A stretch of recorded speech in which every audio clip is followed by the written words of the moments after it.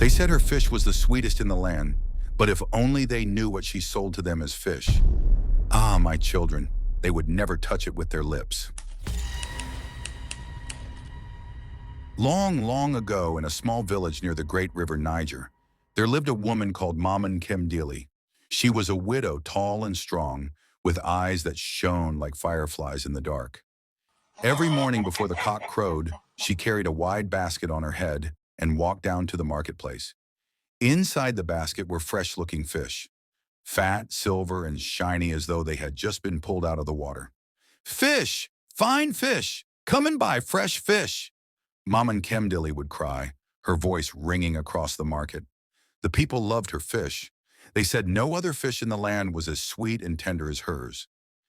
Even the chief's wives fought among themselves to buy from her first, but Mama Nkemdili never told anyone where she caught those fish. The villagers asked her, and she would only smile and say, A good trader never reveals her river. But my children, do you know what she sold to them as fish? If only they knew. Mama Nkemdili did not go to the ordinary river where the men fished with nets and hooks. Number at midnight, when everyone was asleep, she went deep into the forest to a hidden stream, a place the elders warned children never to enter. They said spirits lived there, spirits who could take the form of animals or people. Mama Nkemdili, greedy for riches, had once made a secret pact with these spirits. She promised them palm oil, cola nuts, and the blood of a white cockerel. In return, they gave her magical creatures that looked like fish, but were not fish at all.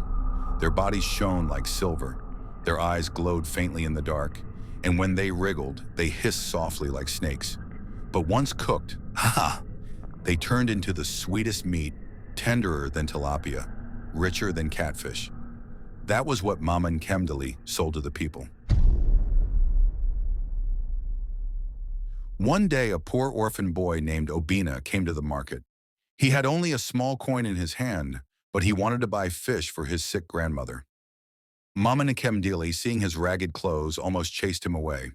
But something in her heart, maybe the spirit's whisper, forced her to give him a small fish for free. Obina carried the fish home, happy. But that night, when his grandmother tried to cut open the fish, she screamed.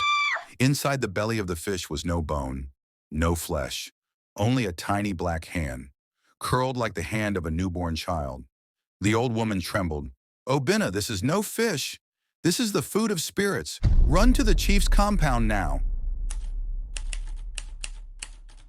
The next morning, the chief summoned the elders and the whole village gathered. Obina brought the strange fish. When they cut it open, everyone gasped. Some saw a hand, others saw an eye, and still others swore they saw tiny teeth. The chief's voice thundered. "Mama Nkemdili, what is this thing you sell to us as fish?" Mama Nkemdili's lips shook.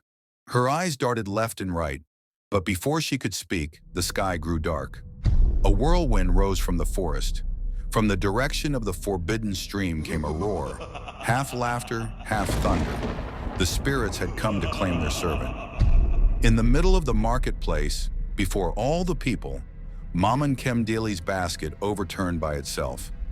Out spilled the fish, hundreds of them, and before the eyes of the villagers, each fish twisted and changed. Some turned into snakes, others into crawling lizards, and some into tiny human-like creatures that wailed like babies before vanishing into the dust. The crowd screamed and scattered, but Mama Nkemdili could not run. Her feet stuck to the ground as if planted like trees. The whirlwind lifted her, spun her round and round, and carried her towards the forest. Her cries echoed, "If only you knew! If only you knew what I sold to you as fish!" The wind swallowed her voice, and she was never seen again. The lesson.